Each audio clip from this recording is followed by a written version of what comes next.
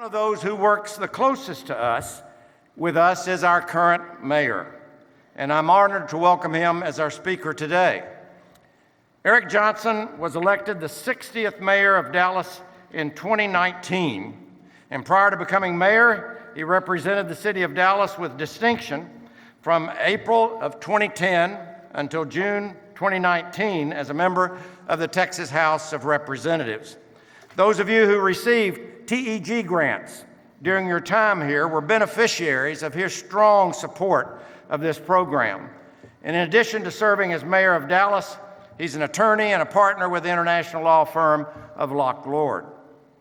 I'm sure you've seen the SMU billboards around town featuring our born and raised Mustang football players, who today, of course, are in Boca Raton for a bowl. But you could describe our mayor in the same way. He is one of only 2 mayors of those 60 in the history of Dallas who was actually born in Dallas. He attended a school in the Dallas Independent School District in the 1st grade, and before earning a scholarship to Green Hill School through the Boys and Girls Clubs of Greater Dallas. He attended Harvard, where he graduated cum laude with a degree in history, followed by a law degree from the University of Pennsylvania and a master's degree in public affairs from the Woodrow Wilson School of Public and International Affairs at Princeton. He lives in Dallas with his wife, Nikki, and their 2 sons, William and George. He's a member of the Mountain View Church of Christ, and as you may have noticed from his Twitter account, he's a strong SMU fan.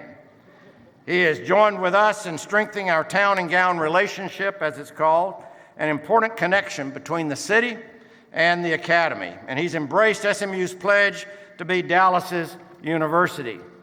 He also shares in our pony pride, cheering on the football team in their Dallas jerseys and helmets.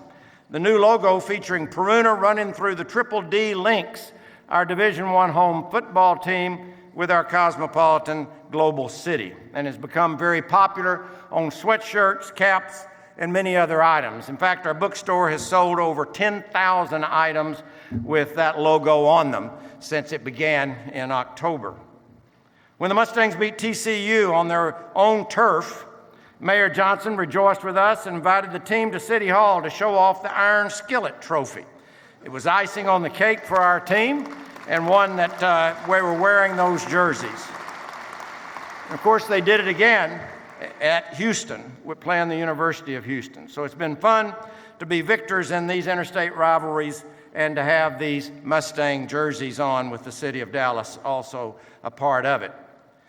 The key to his career and yours is the pursuit of higher education. He's an avid supporter of SMU's work with the DISD and Toyota USA in creating an important STEM school in the West Dallas neighborhood where he grew up. It's a public-private partnership that, like this one, helps prepare students who might not otherwise get the opportunity to compete for the next generation of STEM jobs and become leaders in business and their communities. In all aspects of our relationship, we appreciate very much the mayor's strong support. So would you please join me in proudly welcoming to our December 2019 commencement, the Honorable Mayor of Dallas, Eric Johnson.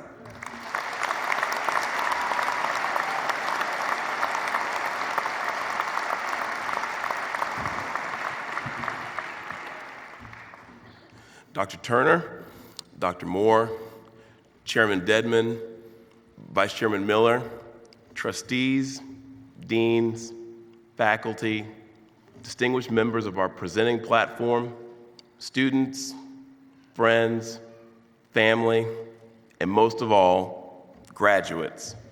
I want to thank you for inviting me to be here today with you on this very special occasion. I'm incredibly honored, and yes, I am a huge fan of SMU.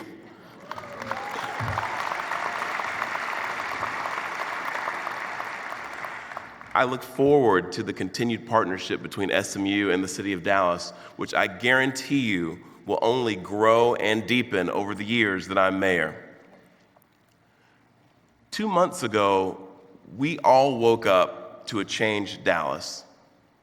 A tornado, actually several tornadoes, formed in the blackened sky not far from here and ripped through our city.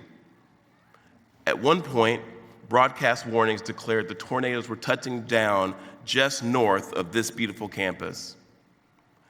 The very next day, when the sun finally came out, I surveyed the damage beyond the numerous police barricades erected to protect our city's residents from the dozens of downed power lines and other potentially fatal hazards. Decades-old live oak trees had been torn out of the ground by their roots, like you or I would pull up small garden weeds, and thrown across front lawns and neighborhood streets. Roofs of homes and businesses were completely gone. Large vehicles, and I'm talking about pickup trucks and SUVs, had been upended by the incredible winds and lay upside down in the streets. Gaping holes in houses exposed where children had slept soundly just the night before. Schools and places of worship were decimated. Steel was literally twisted in knots from the sheer force of the winds that slammed against what had taken so long and so much effort to build. On October 20th, dreams and livelihoods vanished in the night. And for hundreds of our city's residents, plans changed. SMU was lucky. We were all lucky. I'm still amazed, actually, that 2 months later, by the lack of a single fatality or even a serious injury after an EF3 tornado tore through a residential portion of America's 9th largest city. And the randomness and uncertainty of life was laid bare when the sun came up, and you could see indescribable damage on one side of a street and pristine, completely untouched property on the other side. I hope you'll consider that uncertainty today. You've spent your time at SMU and really all the years of your young life up to this point preparing for something, planning for something, whatever comes next. Some of you may have made plans around certain milestones in your life. Maybe you want to start a family by the time you're 30. Maybe you want to make enough money to retire by the time you're 50 so you can kick back on a beach somewhere.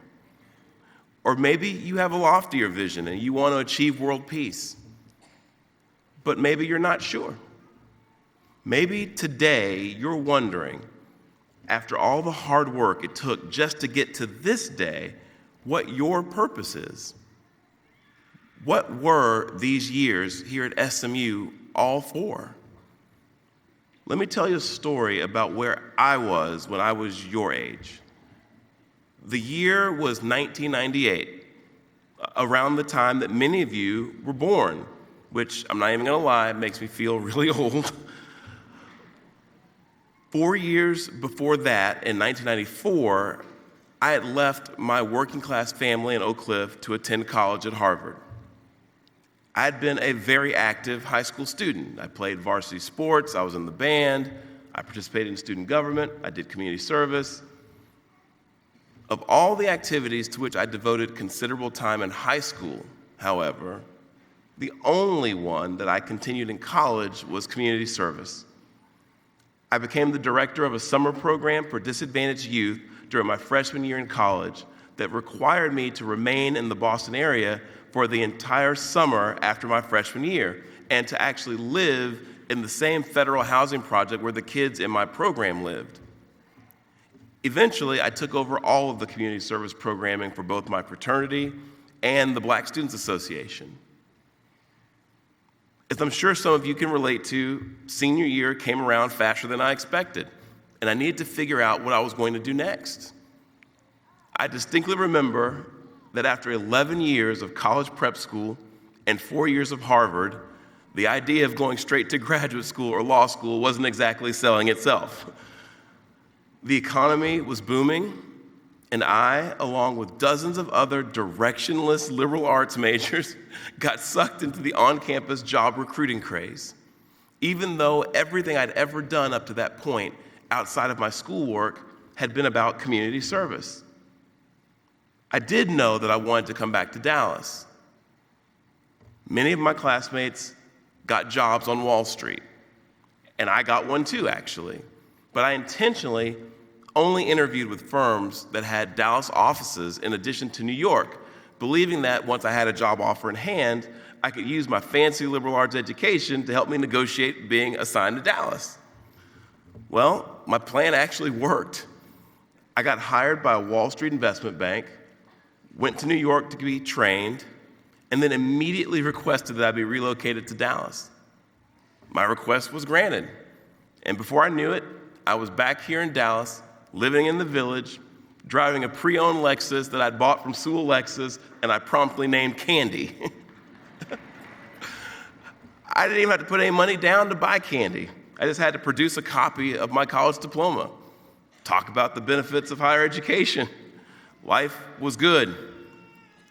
I was making more money than my parents had made combined during their peak earning years, which, to be quite honest, says more about how underpaid my parents were in their blue-collar jobs than about how much I was making as an investment banking analyst. I was young, I was single, and I was on a track that would have set me up for life. I could have worked hard, made my money, and maybe even retired by age 50. And I was miserable. Absolutely miserable. How could that be? Well, every day when I got to work and immersed myself in the Excel spreadsheets full of numbers and dollar signs that I had created to model potential mergers and acquisitions, I felt like an imposter, like I was living someone else's life. My job was causing me, for the first time, to question who I was and who I was supposed to be. But at the same time, I felt what I thought was the tremendous weight of everyone's expectations on my shoulders. You see, in my mind, I was an aberration. The 4 years I was in high school in Dallas, between 1990 and 1994, were the 4 most violent years in the modern history of the United States. I actually mean this literally. Since the FBI began collecting violent crime data in 1960, the 4 most violent years on record to this day are 1991, 1992, 1993, and 1994. I delivered the commencement address at my high school in 1994. And in that speech, I talked about a friend of mine who attended the same high school and who had been shot and killed while he was home for winter break from Texas A&M just the year before. So, despite living in one of the most violent neighborhoods in one of our country's then most violent cities, during the most violent period in our country's history, I somehow managed to escape completely unharmed. And not just unharmed, I actually came out ahead. But I knew that so many of my peers didn't have the same opportunities that I had. They didn't get a scholarship from the Boys and Girls Club in the 2nd grade to attend a college prep school like I did. They grew up as poor or even poorer than I did, and they did so in homes less loving than mine, and frequently without both of their parents present in their lives like I was blessed to have. No, at 22 years old, most of my peers, young African American men who were born and raised in southern Dallas, weren't working in a skyscraper downtown. They were trapped within the confines of generational poverty, a prison cell, or in the worst cases, a coffin. Victims of senseless violence, unintentional drug overdoses, and even suicide. How could I feel this way? I hadn't come as far as I'd come, only to fail at something big for the first time in my life, and to do so in such a spectacular fashion. And then, of course, there was the money itself. I'll never forget one Saturday when I took my grandmother, who helped raise me, along with my siblings and most of my first cousins here in Dallas, shopping at North Park. I remember buying her a dress that day and her telling me that I was the first of her grandchildren to ever do something like that for her, and that she wanted to be buried in that dress. Can you imagine how that made my 22-year-old self feel? The fact was, however, that path, one that could have led to incredible wealth and all that comes with it, wasn't the right one for me. I wasn't sure to whom I could turn to talk about these feelings I was having, but I took a shot in the dark and emailed a young lawyer whom I admired and had met once, briefly, when he came to speak at Harvard during my senior year. I won't mention his name because he's actually running for president right now. I asked in a long, rambling email what he would do if he were in my shoes. To my surprise, he actually responded, and he was blunt. "Get out," he said. "You think your family and friends will be disappointed? They'll get over it.